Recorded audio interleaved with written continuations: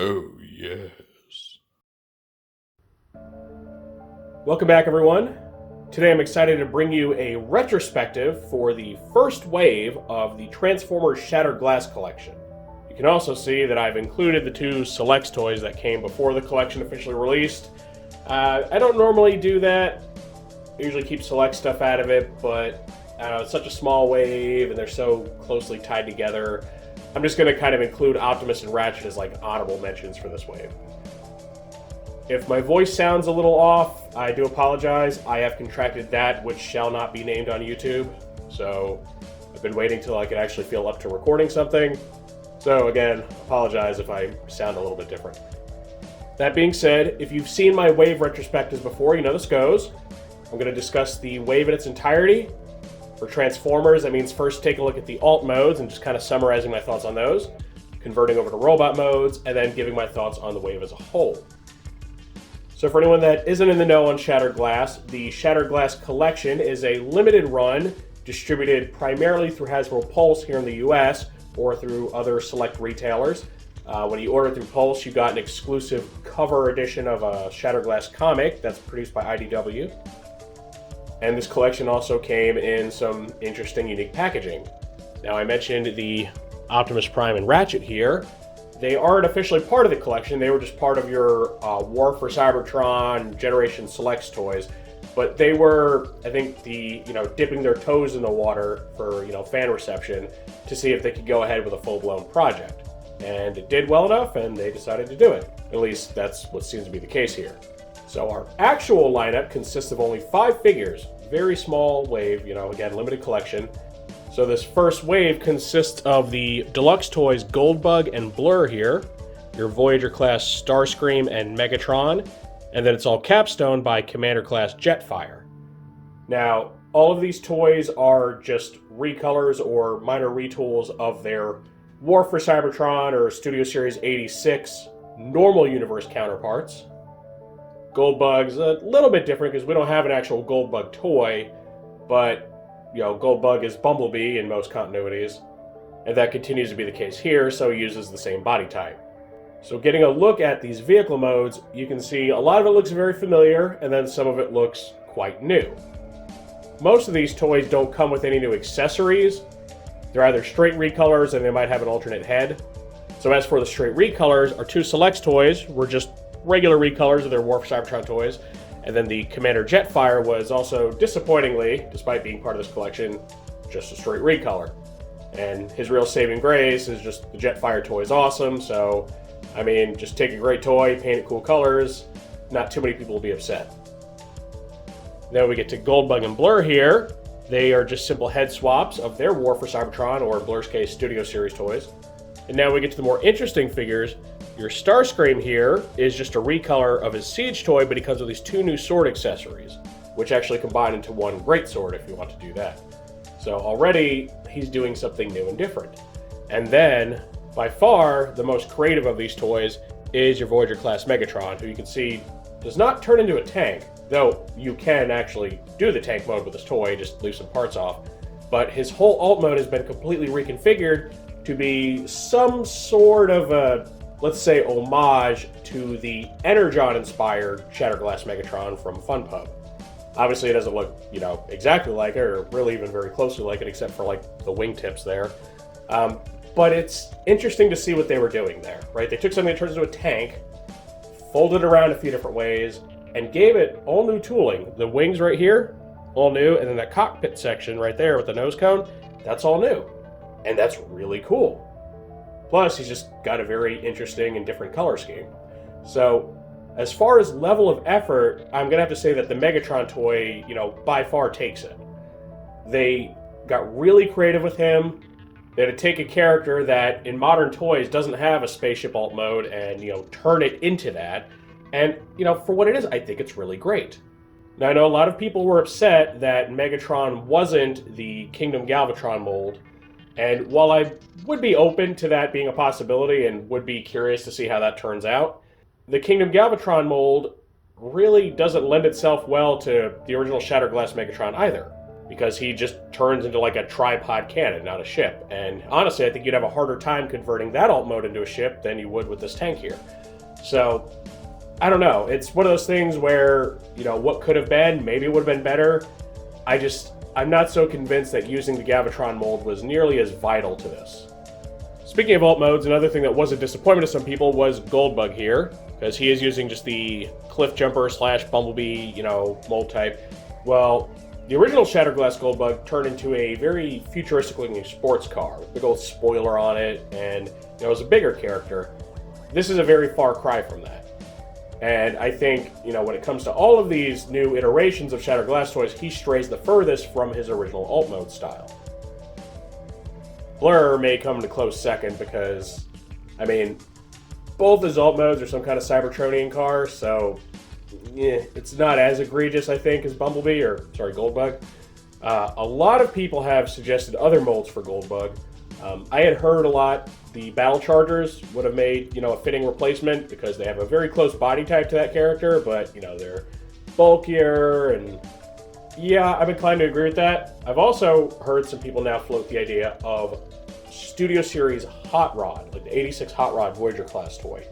And actually, yeah, I mean, Seibertron Hotshot, who is the toy that was the basis for, you know, Shatterglass Goldbug, he was, you know, in Japan based on the character Excellion, who was based on G1 Hot Rod. Right down to his personality, his alt mode, all that. That's why he even got like a red version.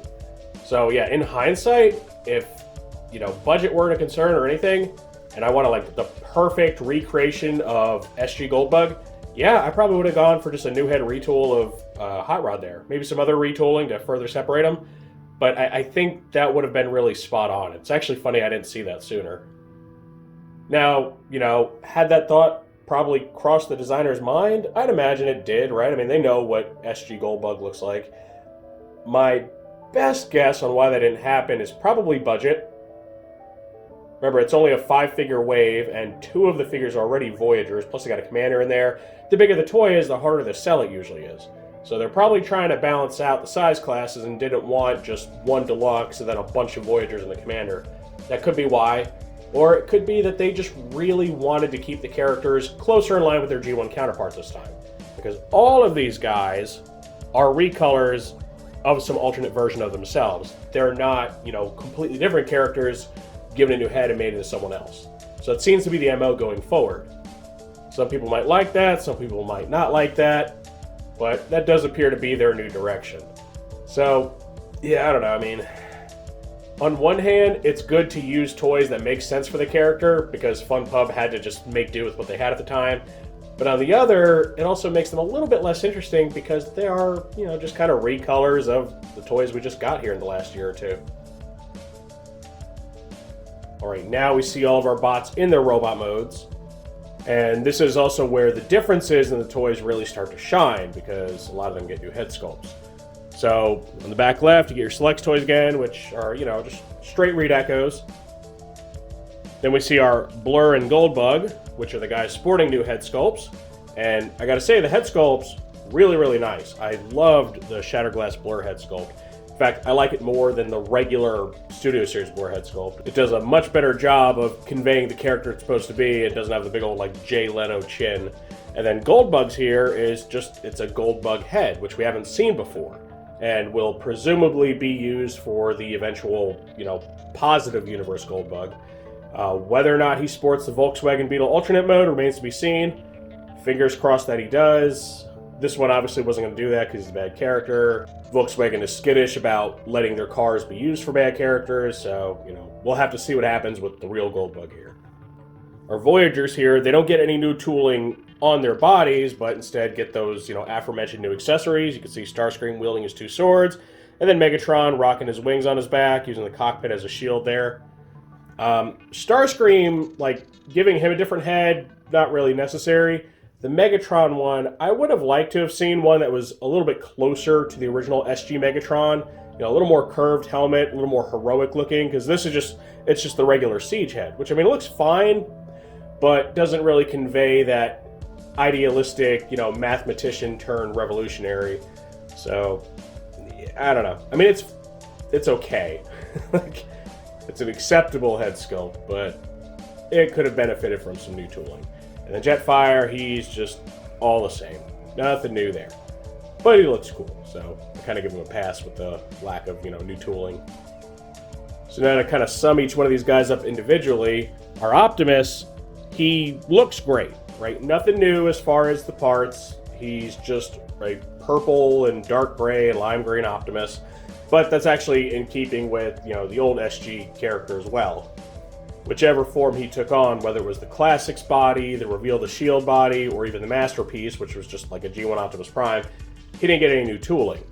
He does have the characteristic broken windshield on his chest, which is a nice touch, and I'm glad they kept it. Ratchet, I like his colors. I think they're very interesting. I always thought that bluish green reminded me of like hospital scrubs. The only downside is you can probably see here his feet have that bluish green, which already make the already, ridiculous foot kibble in the vehicle mode even more egregious because they stick out like a sore thumb. Goldbug, he doesn't do anything wrong. He is what you expect him to be, but that's also kind of the boring thing about him because the Cliff Jumper mold, personally, I'm just bored to tears with. Like, it works. It's a good mold. There's nothing wrong with it. But they haven't done anything to set all the characters apart. And, a lot of people point out, well, the Seekers are the same way. All the Siege Seekers, they use the same parts. Minor face changes and that's it. And that's true. But the Seekers are supposed to all look alike. The different characters that have been used with the Cliff Jumper mold, they're not all supposed to look exactly the same.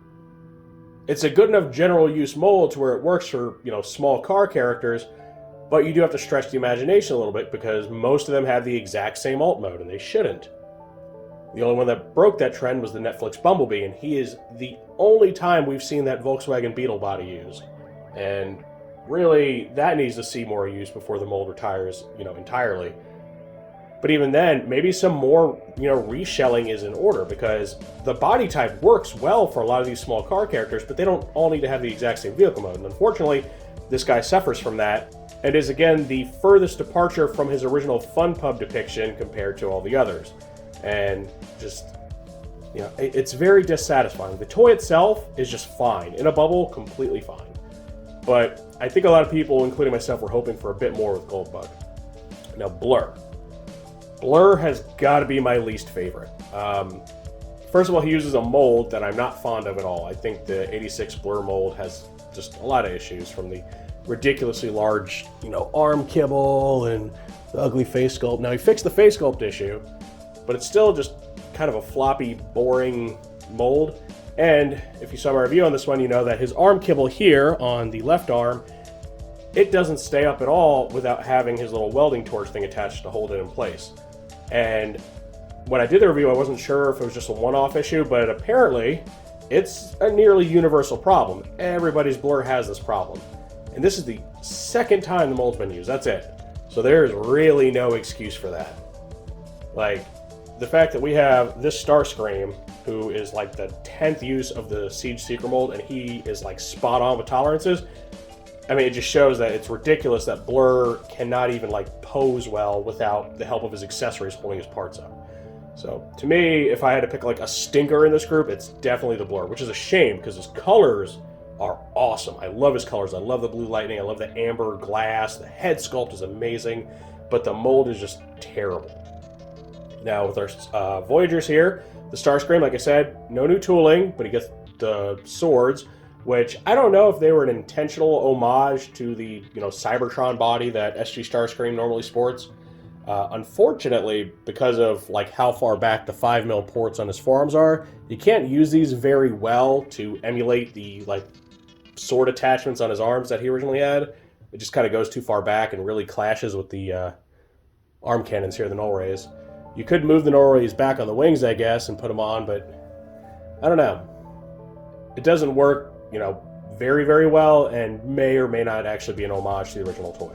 I will say the colors, though, are gorgeous. They're obviously inspired, from the regular G1 Jetfire, a little bit more brightly colored than him, but I think they work so well, and they give Starscream this white knight appearance that really is the opposite of his usual personality, so I love him. Then arguably my favorite of this whole bunch is your Megatron right here. Man, he is just so cool. They really went out of their way to make him, stand out from the regular version. Getting 3 new accessories that all create, completely different alt mode. And I love the black matte paint they use, like on his head and his upper arms and stuff. It looks awesome. And then finally, Jetfire. Jetfire has no right being as cool as he is. Again, one of the lowest effort toys when it comes to, changing them up for Shattered Glass. Straight recolor. But he just looks so good. He's a very good recolor. And honestly, I'm surprised we got him because Commander classes are a tough sell. They're $80 to $85, depending on what year you bought them. And this is a rather obscure subline that's probably sold in more limited quantities than your mainline stuff. SG itself is fairly obscure. It's very fan-based. And the fact that they did give us a Commander class in this line, I think is a great thing. I was pleasantly surprised when I first heard about him. So I'm glad he exists, and he's got that really cool black and purple and green color scheme that previously was only available on a Japanese exclusive Raid-Echo of the Classics toy. Very hard to get without paying a lot of money. So I'm glad he exists because now we can get some version of that toy, that black Jetfire, or black Skyfire, I think they call it. So yeah, Jetfire, he just kind of gets off easy by being a really good toy. I mean, what more can I say there? So that's my thoughts on, each individual figure. We have some highs, we have some lows. We have some toys that look great despite the minimal effort put into them, and then we have some toys that are terrible despite the amount of effort put into them, like Blurr here. I mean, he got new tooling, but he's just bad. It's a bad toy. But now my thoughts on the whole wave.